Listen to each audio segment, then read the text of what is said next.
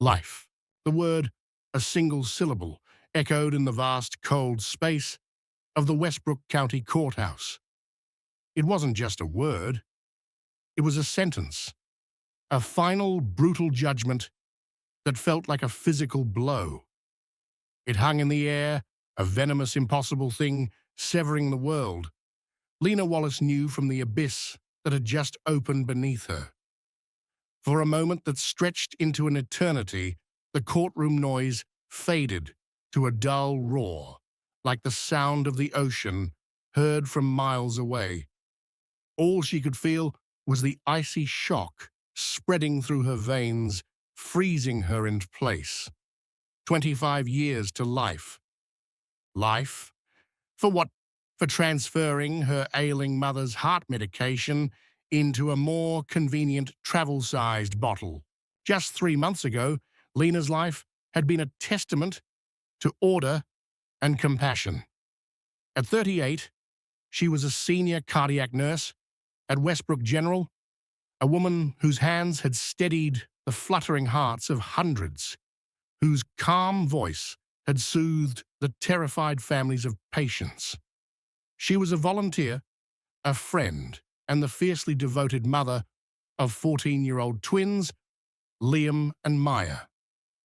Her world was one of carefully managed schedules, PTA meetings, and the quiet satisfaction of a life built on service. The arrest had been a surreal nightmare. A broken taillight, a routine stop on a rainy Tuesday evening. The young officer, barely older than her own children, peering into her car with a flashlight. His eyes had fallen on the small, unlabeled bottle of pills on the passenger seat. Lena's explanation that they were her mother's prescribed diuretics essential for her congestive heart failure was met with a flat, disbelieving stare. The charge possession of a controlled substance with intent to distribute was so ludicrous it felt like a line from a dark comedy. Her public defender, Ben Carter, a perpetually exhausted man who seemed to carry the weight of 100 lost causes on his shoulders, had laid out the grim reality. "Listen to me, Lena," he'd urged in a hushed tone just moments before the hearing.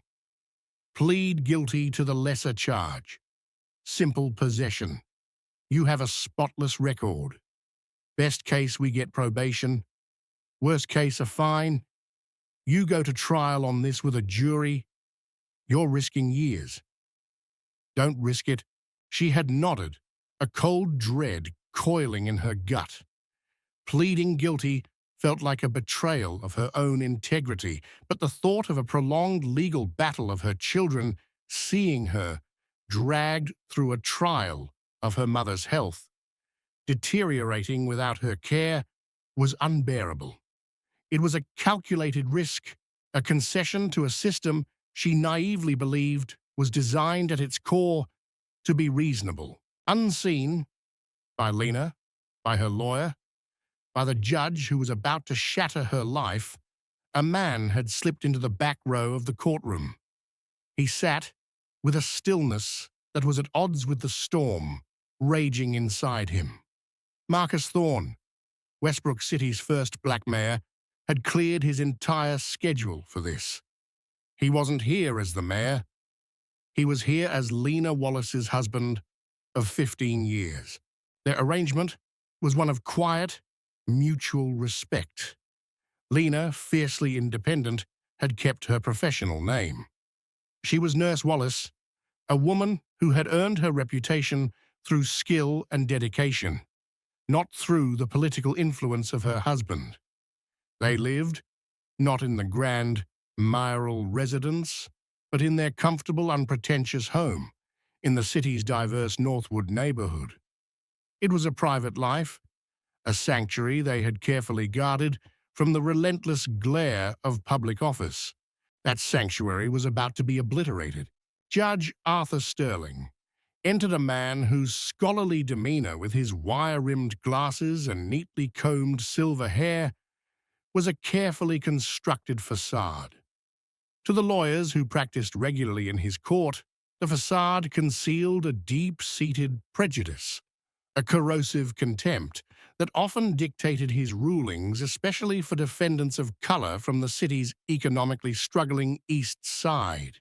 Case number 2024 CR 812, State versus Lena Wallace. The clerk's voice droned. Judge Sterling peered down from the bench, his eyes magnified by his glasses.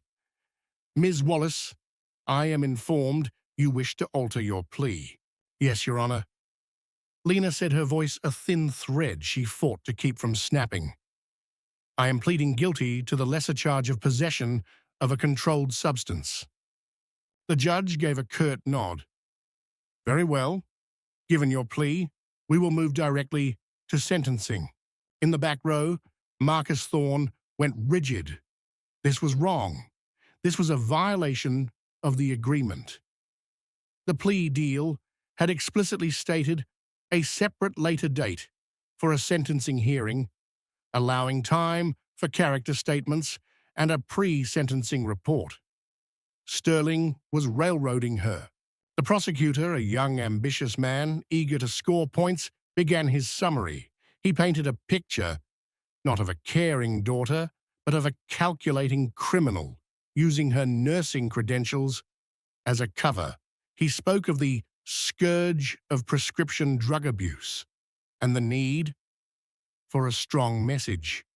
With every embellished phrase, Marcus watched his wife's posture grow stiffer, her shoulders drawing in as if to ward off a physical assault. The horrifying realization was dawning on her face. The system she had placed her faith in was a trap. Your Honor, Ben Carter concluded, his voice pleading. Ms. Wallace has never been in trouble in her life. She is a decorated nurse, a mother, a caregiver.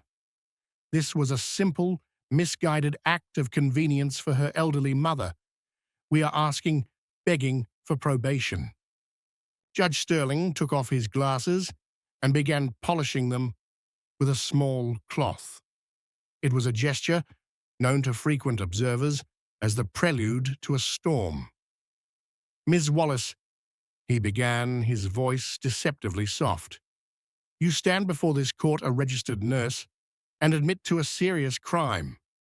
You, more than anyone, should comprehend the profound dangers of unprescribed, uncontrolled medications loose in our community. He paused, letting the weight of his words settle over the hushed room. This court has an obligation to send an unequivocal message that such behavior will not be tolerated, that no one, regardless of their supposed station in life, is above the law. The silence in the courtroom was a physical weight, thick and suffocating. Every person in the room, from the clerk to the bailiff, seemed to hold their breath. Lena Wallace. Judge Sterling declared, his voice suddenly hard as granite. I hereby sentence you to a term of 25 years to life in the state penitentiary. A collective gasp sucked the air from the room. The sound was followed by an explosion of chaos. Ben Carter leaped from his chair, his face a mask of disbelief and outrage, shouting objections. Lena stood utterly motionless, her mind unable to grasp the monstrous words. Life. The word just kept circling, devoid of meaning, yet utterly final. And in the back of the courtroom, Mayor Marcus Thorne rose to his feet. The slow, deliberate movement was terrifying in its control. The life he and Lena had so carefully built, the boundaries they had so painstakingly maintained between their public and private worlds, it all meant nothing now. It had all been a fragile illusion. All that mattered was the grotesque injustice he had just witnessed. All that mattered was his wife, and he would burn the entire system to the ground to save her. Your Honor, this is an abomination. Ben Carter's voice cracked with fury. This sentence is a flagrant, unconscionable abuse of judicial discretion. We demand an immediate stay. and we will be filing an appeal before we even leave this building." Judge Sterling, his face a grim mask of satisfaction, began banging his gavel. "Order! The objection is noted and overruled. The sentence stands. Bailiffs take the prisoner into custody." As two court officers started their reluctant, heavy-footed walk toward a still frozen Lena, a voice boomed from the back of the room. It was a voice accustomed to commanding attention, a voice that cut through the noise like a thunderclap. "Stop these proceedings now." Every head whipped around. The crowd parted as Mayor Marcus Thorne strode down the central aisle, his face a portrait of cold, controlled fury. Judge Sterling's expression shifted from annoyance to outright anger. "Mayor Thorne, whatever city business you have, it can wait. This is a court of law, and you are disrupting. This is my wife you just sentenced to die in a cage." Judge Sterling, Marcus stated, his voice low and dangerous. He had reached the defense table, his hand resting on Lena's shoulder. "And what I just saw was not a court of law. It was a lynching dressed up in a robe." A new, more profound silence fell. It was the silence of pure shock. The prosecutor's jaw hung open. He looked from the mayor to Lena, his mind frantically reconnecting dots he never knew existed. Judge Sterling's face turned a mottled, furious red. "Your Honor," the prosecutor stammered, his ambition suddenly curdling into fear. Given this revelation, a relationship between the defendant and the mayor, perhaps a recess is in order to— "My marital status has nothing to do with this." Lena spoke, her voice finding its strength. The initial shock was receding, replaced by a white-hot anger. She turned her gaze directly on Judge Sterling. "I chose not to mention it because I wanted what every citizen is supposed to be guaranteed to be treated fairly.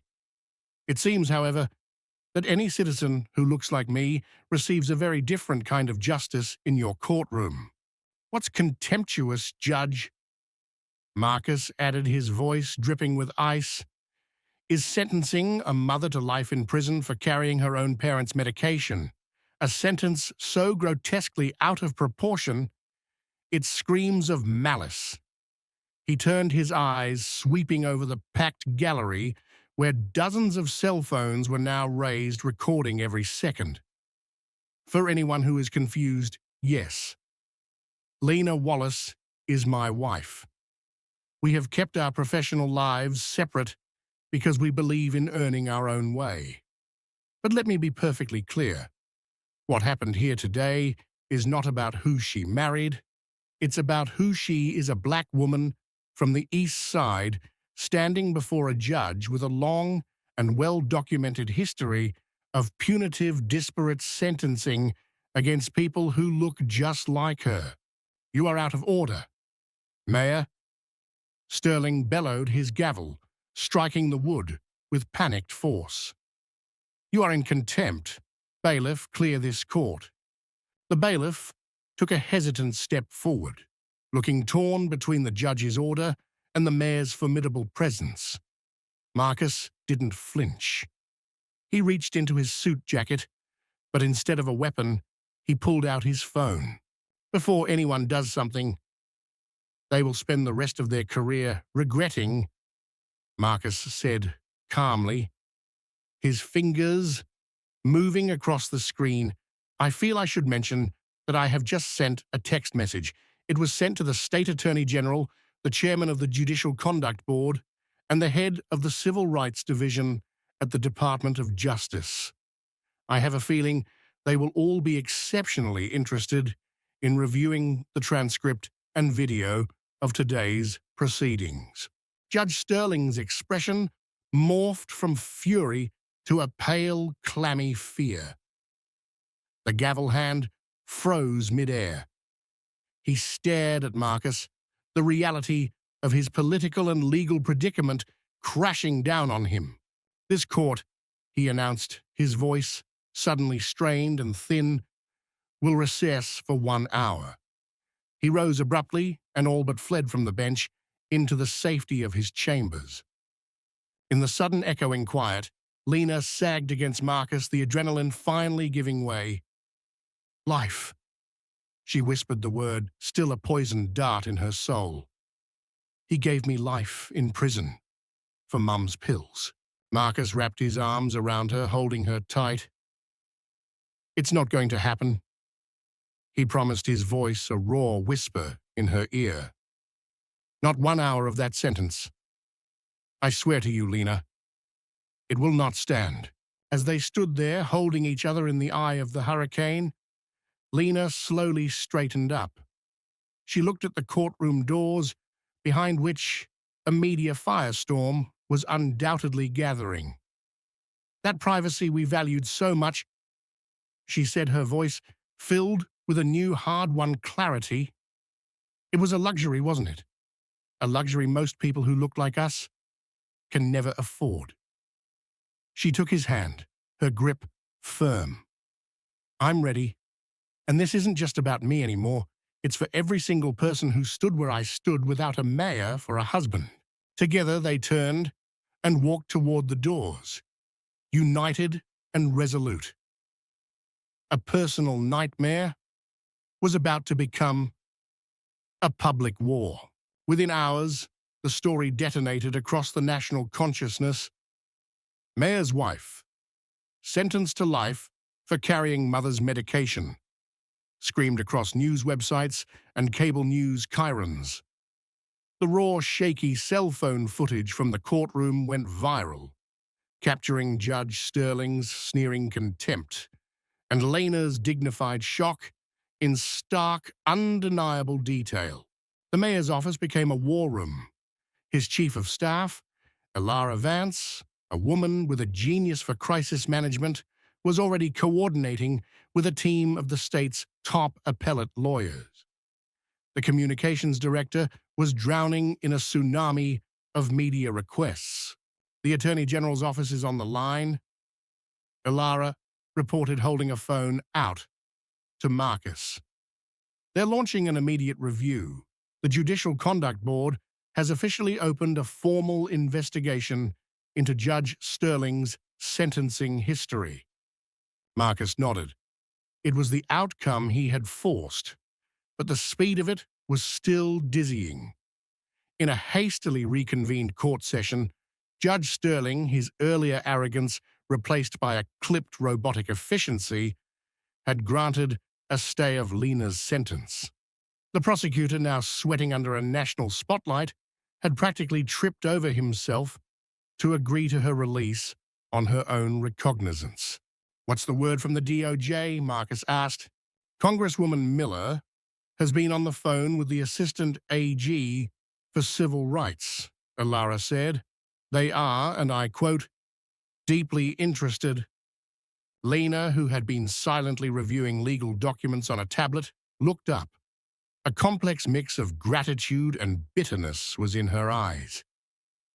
"All of this," she said softly, "this massive, swift response, it's because I'm married to you. What about all the others? What about the people Sterling did this to who had no one?" That said, a new voice is precisely what we are about to find out. Isabel Rossi, a data journalist whose searing investigations into the justice system had earned her a Pulitzer Prize, stepped into the room. Marcus had called her the second he'd left the courthouse. For the next 2 hours, Isabel walked them through her preliminary data, her laptop projecting charts and graphs onto the wall. The numbers told a story more damning than any single anecdote. In Judge Sterling's courtroom, black defendants received sentences that were on average 40% longer than those given to white defendants for the exact same crimes, even when controlling for criminal history. For non-violent drug offenses, the disparity skyrocketed to 65%. And this is just from publicly available data. Isabel concluded, her face grim. Once we get a subpoena for his complete sealed records, I guarantee you the picture will be even uglier. The fight for Lena's freedom was now inextricably linked to a much larger battle. Their story was no longer just about one unjust sentence. It was about exposing the rot in the entire system. Their fight was just beginning, a story of justice and injustice that continues to unfold. To follow every step of this journey and stories like it, make sure you subscribe to our channel and join the community demanding change. Across town, Judge Arthur Sterling sat in the gloom of his home study, a tumbler of whiskey trembling in his hand. The television was on mute, but the images were inescapable. His own face twisted in a contemptuous sneer, juxtaposed with photos of Lena's stoic grace and Marcus's righteous fury. He had spent 30 years cultivating a reputation as a tough-on-crime, no-nonsense jurist. He saw himself as fair as a guardian of the law. Now that legacy was being incinerated in a global trial by media.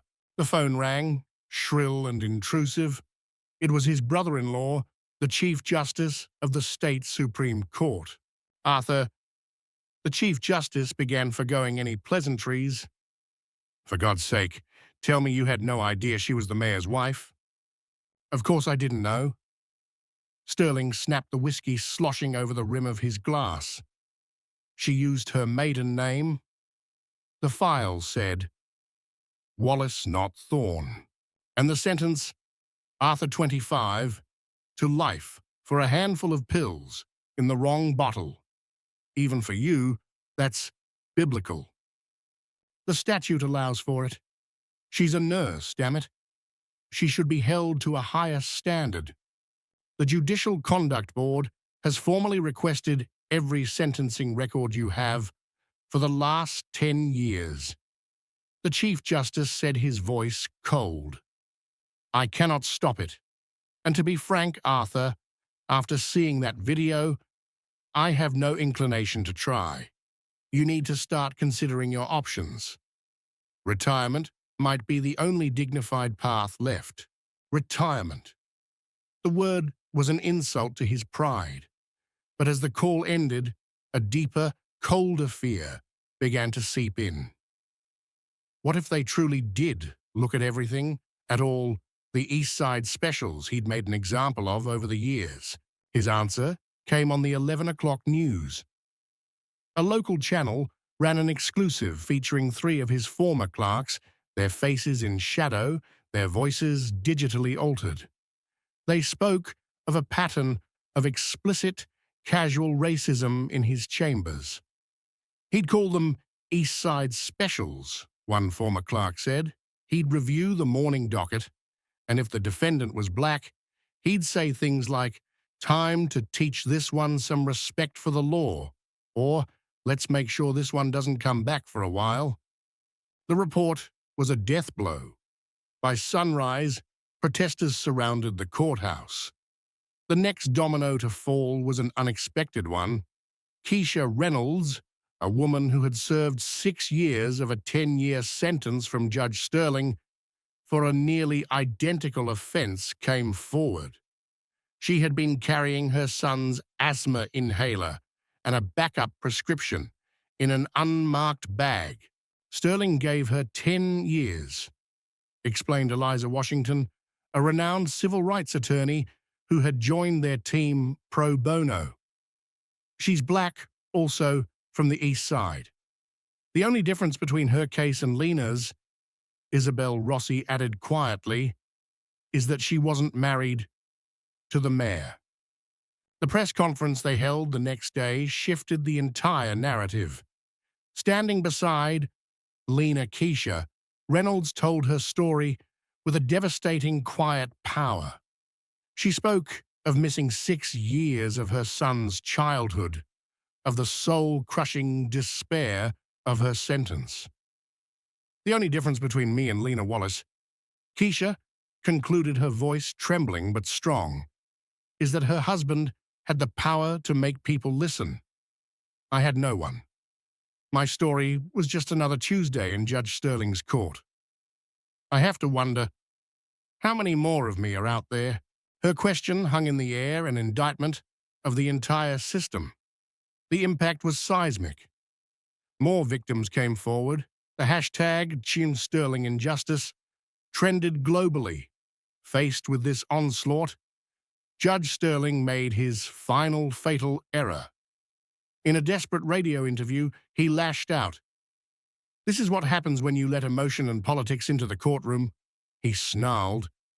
"These people think they are entitled to special treatment.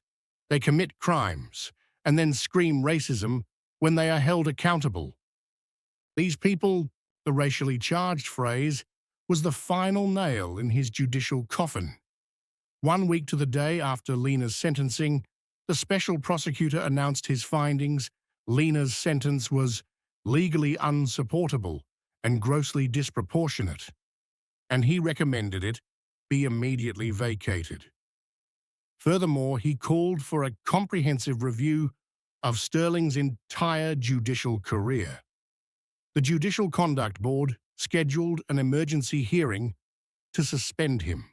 That evening, just before the hearing, Harrison requested a private meeting with Marcus. "No lawyers. It's a trap," Ilara warned. "He'll claim you threatened him." "Probably," Marcus agreed, "but I'm going to take the meeting." In a sterile conference room at a neutral hotel, the two men came face to face. Sterling looked shrunken, his arrogance replaced by a haggard desperation. "I am prepared to vacate the sentence," he said, getting straight to the point.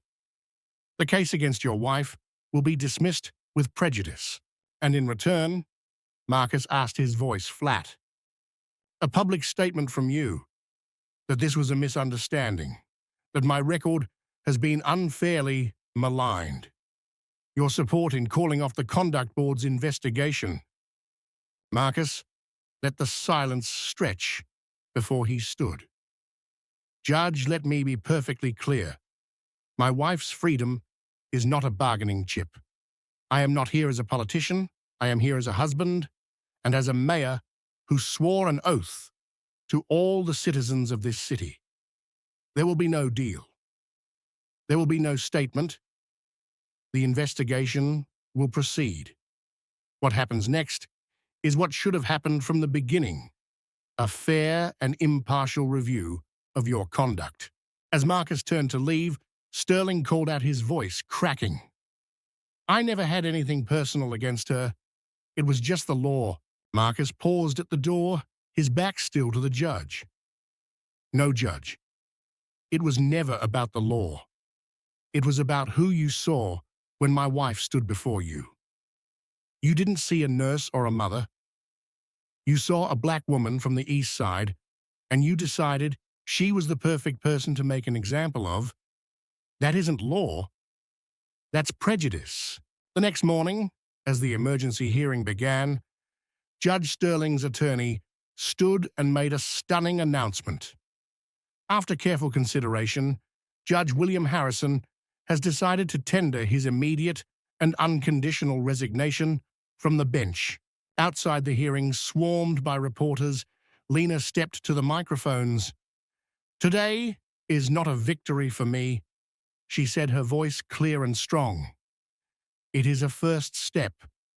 Judge Sterling's resignation does not fix the system that allowed him to flourish for decades. The real work starts now." 3 months later, Lena stood at a podium, launching the Wallace Justice Reform Initiative. The program, born from her trauma, established a civilian board to review sentencing data, funded legal aid for bias challenges, and mandated transparent data collection from the courts.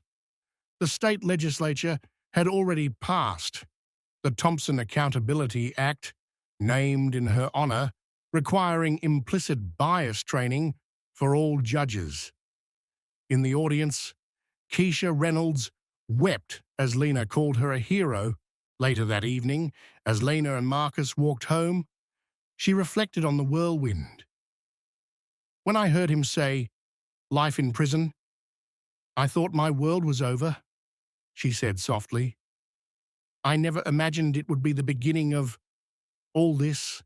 You took the worst moment of your life and forged it into a weapon for change, Marcus said, squeezing her hand. As they reached their front porch, Lena paused. You know what still gets me? If he had known I was your wife that day, none of this would have happened. He'd have given me probation with a polite smile. And Keisha Reynolds would still be just a statistic, Marcus added grimly, and countless others would still be serving unjust sentences in silence. Lena nodded, a sad wisdom in her eyes. Sometimes, she said, the path to justice is a twisted and terrible road. They entered their home, the sounds of their children laughing in the kitchen, welcoming them back to a life that had been shattered and then rebuilt stronger and with a more profound purpose than before. The fight was not over, but a new foundation, built on the bedrock of a terrible injustice, had been laid. And for the first time in a long time in Westbrook City, it felt like the beginning of true equal justice for all.